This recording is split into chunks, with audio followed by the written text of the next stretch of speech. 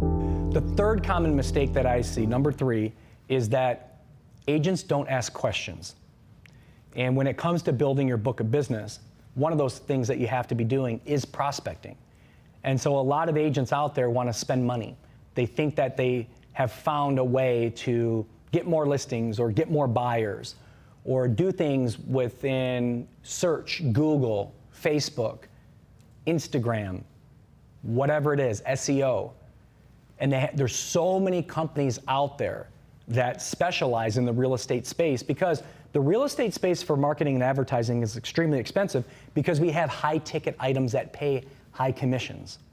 And so when you look at the cost of getting a real estate keyword and things like that, it's very expensive. And real estate leads are very expensive.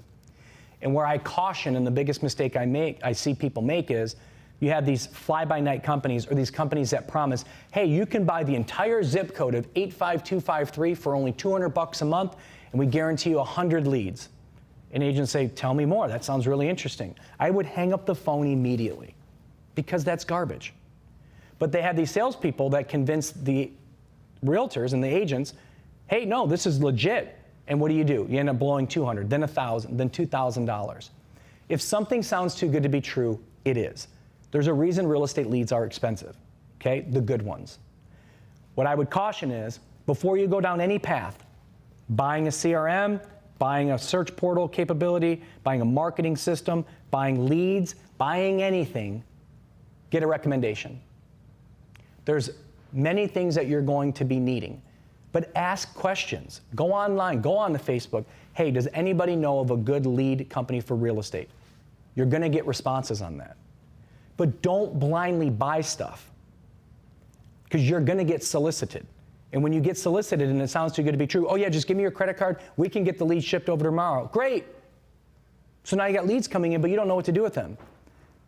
And they're gonna have a 10% contact ratio. And of those 10%, half of them aren't even gonna credit qualify.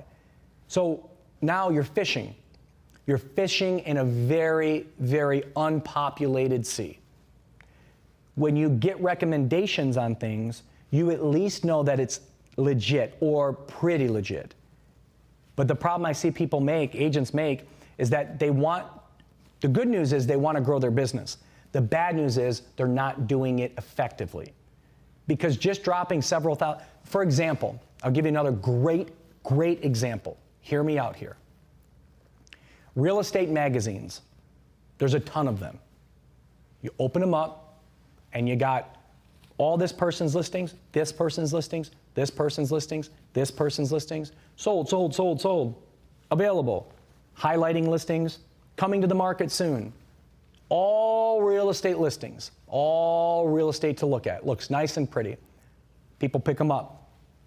And those publications sell a page for $2,000, $1,500, some $5,000. Why on earth, if I'm trying to drive clients, why am I in a magazine with 40 other realtors? What separation does that have for me? So I just happen to be in the mix with all these people? If you're doing it to appease your client because you promised him, that's one thing. If you're doing it to get more business, I don't understand that. Be where the agents aren't. The magazines that I advertised in were health magazines, because people that are healthy and like health and fitness are a really good demographic. Car magazines, people love cars. Love cars, love houses. I put my face on the back cover of like 10 or 12 publications in Arizona. And I didn't do it in any real estate magazine, because if they're reading that magazine and I'm the only agent in that magazine, I'm gonna stand out a lot more than being 1 out of 40 agents in a real estate magazine. So it's about thinking out of the box and being smart about, if you're going to spend money, do it wisely, but always ask questions. Who can I call that has worked with you in the past? Go online. Has anybody worked with so-and-so before? You're gonna get answers to that. But don't just blow money, because remember, it's not the money that you're necessarily blowing is the problem. When you spend money on something, you gotta spend time on something. So I'm spending $5,000 to get 500 leads that I got to call all of them as they come in, basically get no answers on most of them, and maybe get one buyer, maybe if you're very lucky, get one buyer. How many hours of time do I got to spend plus my $5,000 to facilitate one transaction? Is that worth it? And remember, if it sounds too good to be true, it always is too good to be true. Always.